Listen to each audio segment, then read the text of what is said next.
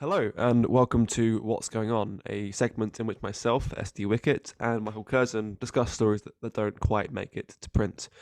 Michael, we're here to discuss the latest example of the government's COVID restrictions not quite matching up with the data. So, Michael, what's going on here? Well, it's not just domestic restrictions that aren't being eased as they should be, but also restrictions on international travel.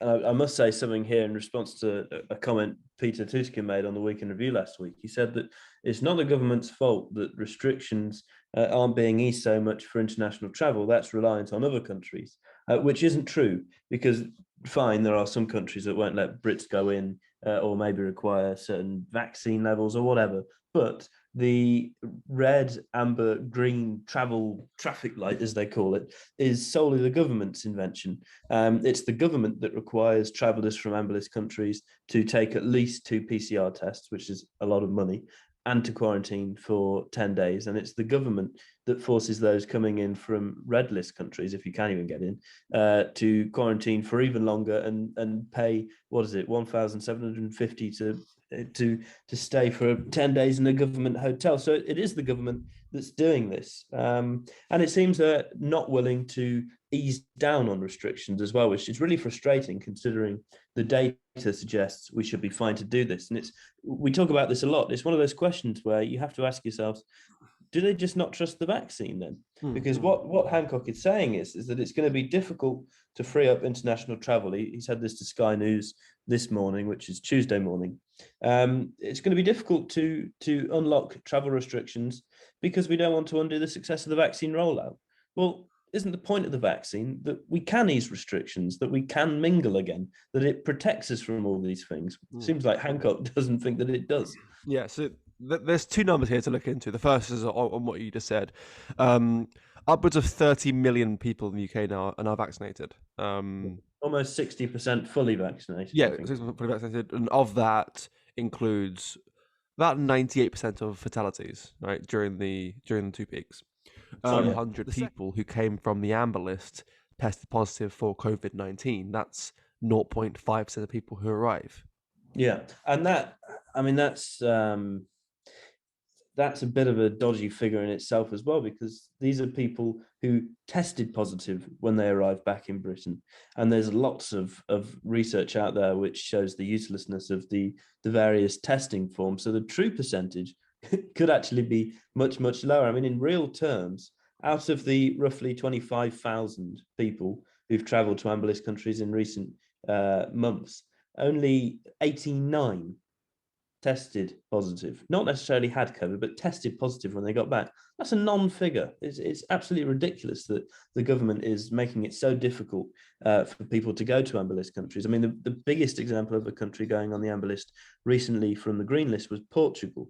And that ruined thousands and thousands of holidays. And this isn't just people, not that this is a problem anyway, but people just wanted to get away for a few weeks as though that's nothing. But these are people who have been locked in their homes for over a year now, who've had great difficulties with work. And if you're able to afford to go on holiday after all this, then you're pretty lucky. And to deny people that freedom, that sort of 1 ounce of joy after so long spent in misery, is really sinful, I think, of the government, especially considering there's no justification for it. And I think the Matt Hancock kind of summed up the frustration perfectly when he said it's difficult to return them. Just a complete lack of connection with the reality at the moment. And we can see again that the way they're going to make people feel better about this, the way that the media is going to suddenly shout the government's joy, is by allowing fully vaccinated Brits to be exempt from the quarantine rules, which is the story at the minute. I mean, Hancock said this morning that it's still not clinically advised to do this, which again is hilarious. It's not advised that people who have been fully vaccinated can go to a country and then come back without isolating. So what's the point of them having taken part in what's been called jabbed army, whatever it is? Well, it's clinically advised that you take it, but it's not clinically advised that you then do anything with that supposed protection. Well, yeah. That's true. That's true. So Yeah. they're thinking of easing it just for the vaccinated, and we all know the press will say, "Great, international travel is free again. We can do what we like," which of course omits everybody who, whether for personal or medical, which is also a personal reason, don't take the vaccine.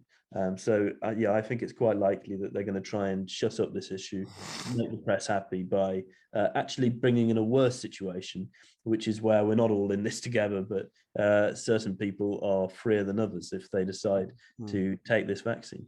Yes, yes. All animals are equal. Yeah, absolutely. Which is the stage that we're at now, and it's frustrating that the media has been so weak over the past year that it would accept that as being enough to make itself, have a more positive view towards the government on the matter, but it shouldn't. It should highlight every single day. Next to nobody is getting ill when traveling to ambalist countries. Most of people in Britain have been vaccinated. A massive percentage have been fully vaccinated. We should be returning to freedom, not only domestically, but also internationally, and be putting all of this behind us. Vaccine or no vaccine? Yeah, absolutely. Mm-hmm. And that, Sam, is what's going on. It is. This is what's going on.